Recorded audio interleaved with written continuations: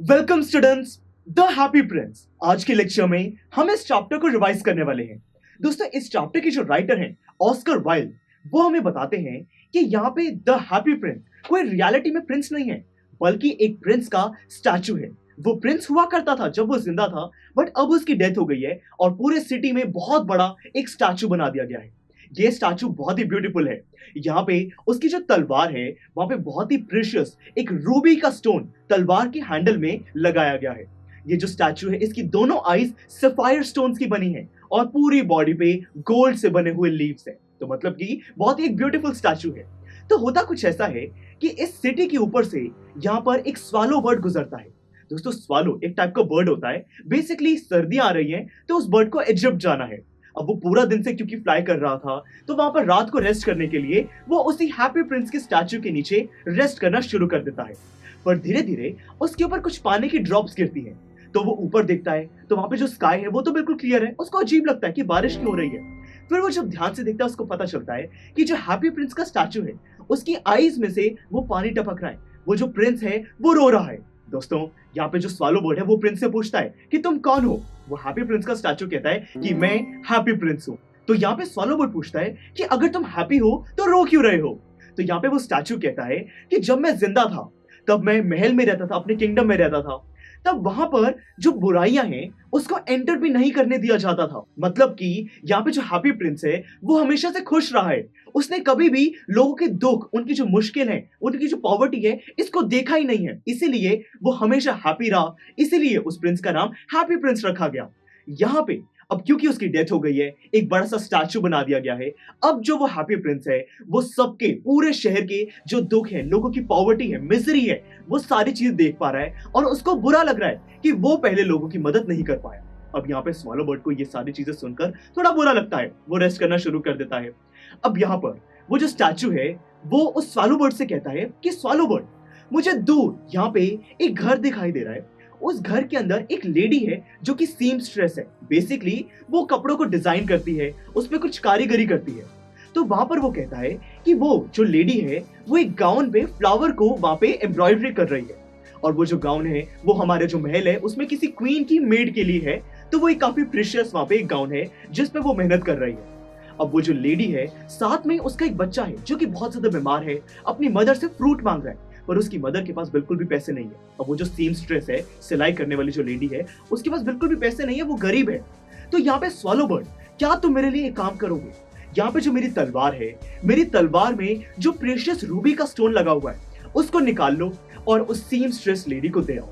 अब दोस्तों, जो स्वॉलो बर्ड है वो सोचता है कि रेस्ट ही करना था, कोई बात नहीं, यहाँ पे रूबी का जो स्टोन है उसको निकाल लेते हैं, सीमस्ट्रेस को दे आते हैं। वो जो स्वॉलो बर्ड है वो ऐसा ही करता है, रूबी के स्टोन को निकालकर सीमस्ट्रेस के पास चला जाता है। जब तक वो पहुंचता है, वो सीमस्ट्रेस जो लेडी है वो सो चुकी होती है। कोई बात नहीं, वो उसके थिम्बल के पास, तो थिम्बल क्या होता है, क्योंकि वो सिलाई का काम करती है, तो वहां पे जो उसकी निडल्स होती हैं, वो निडल्स उसके हाथों को खराब ना कर दें, इसीलिए एक हाथों का कवर होता है, फिंगर का कवर होता है थिम्बल। वो थिम्बल के पास उस रूबी के स्टोन को स्वॉलो बर्ड रख देता है। फिर उसके बच्चे के पास जाता है, उसको थोड़ा सा सहलाता है। बच्चे को अच्छा लगता है कि थोड़ी उसको ठंडक मिली, वो बहुत ज्यादा गर्म हो चुका था, बुखार था उसको।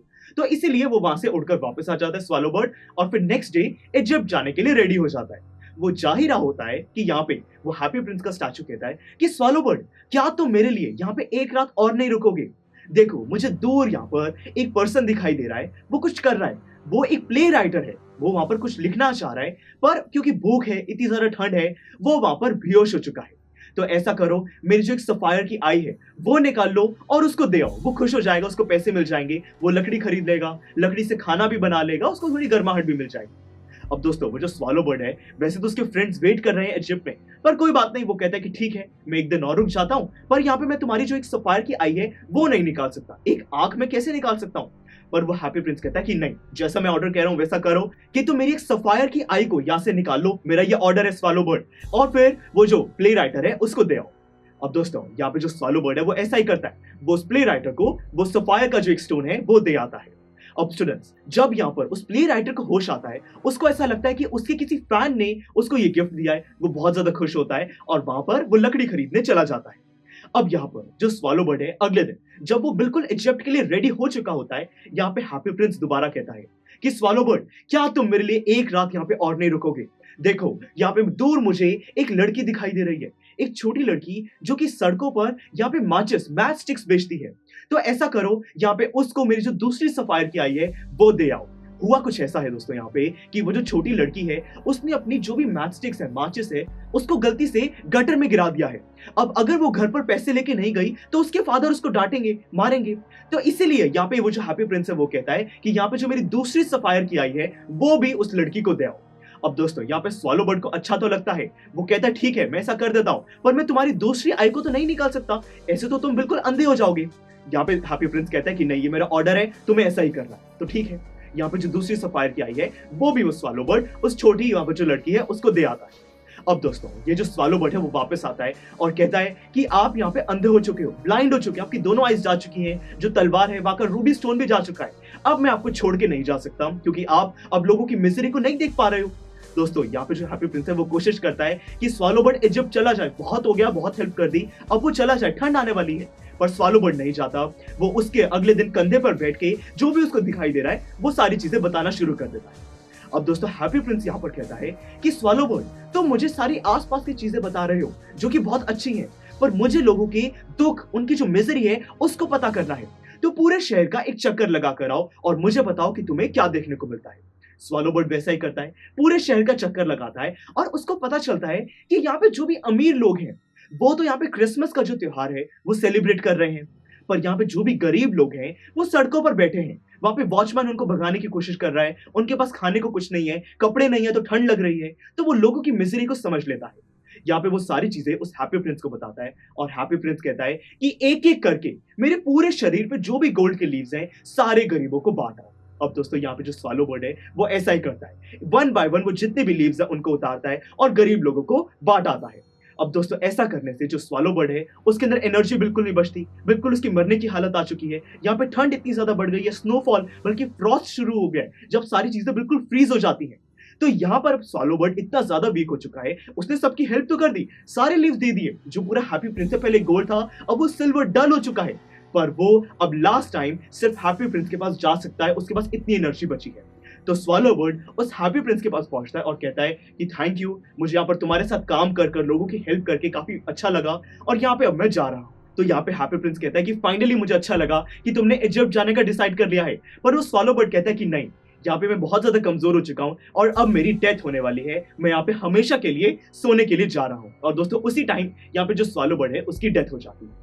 तो दोस्तों अब यहाँ पर हमारी ये कहानी ऑलमोस्ट कंप्लीट होने वाली है। अब दोस्तों नेक्स्ट डे होता कुछ ऐसा है कि यहाँ पे उस पूरे टाउन का, उस पूरे सिटी का जो मेयर है, जो टाउन के काउंसिलर्स हैं, क्लर्क हैं, वो सारे लोग इस हैप्पी प्रिंस के स्टैचू के साथ ही वहां से पास कर रहे होते हैं। वो देखते हैं कि ये जो हैप्पी प्रिंस का स्टैचू है कितना अजीब लग रहा है, यहाँ पे इसके सफायर की आईज नहीं है, रूबी का स्टोन नहीं है, यहाँ पे वो पूरा डल हो चुका है, गोल्ड के लीव सारे जा चुके हैं, उसके पैरों के पास वहां पे किसी एक बर्ड की डेड बॉडी है, वो सालों की डेड बॉडी रखी हुई है। तो देखिए ये सारी चीजें देखकर वो डिसाइड करते हैं, यहाँ पे उस पूरी यूनिवर्सिटी का एक प्रिंसिपल भी होता है, यूनिवर्सिटी का कोई आर्ट का प्रोफेसर होता है, वो यहाँ पर डिसाइड करते हैं कि ये जो स्टैचू है इसको यहाँ से हटा देना चाहिए। तो दोस्तों ऐसा ही किया जाता है, वो जो स्वालो बर्ड की डेड बॉडी होती है उसको तो किसी गार्बेज में थ्रो कर दिया जाता है और फिर ये जो स्टैचू है इसको किसी एक मेल्टिंग इंडस्ट्री में ले जाया जाता है। मेल्टिंग इंडस्ट्री में इस पूरे स्टैचू को पिघलाया जाता है। पर दोस्तों एक चीज नहीं पिघलती, होता कुछ ऐसा है कि यहाँ पे ये जो स्टैचू है हैप्पी प्रिंस का, इसके अंदर एक हार्ट है, वो जो हार्ट है वो लेड का बना हुआ है।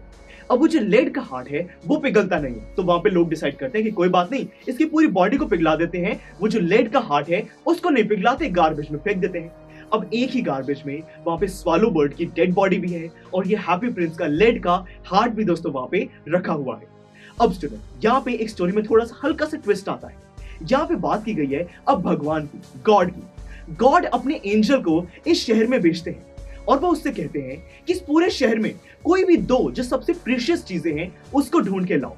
अब दोस्तों वो दो चीजें वो एंजल क्या चूज करता है, पहली चीज वो स्वालो बर्ड की डेड बॉडी और दूसरी चीज वो हैप्पी प्रिंस का लेड का हार्ट। वो उस भगवान के पास लेके जाते हैं ये दोनों चीजों को। भगवान कहते हैं कि तुमने बिल्कुल सही चीज को चूज किया है और इन दोनों चीजों को पैराडाइज के गार्डन में रख दो। बेसिकली दोस्तों इन दोनों चीजों को हेवन में ले जाओ। तो दोस्तों इसी तरीके से ये कहानी हमारी कंप्लीट होती है।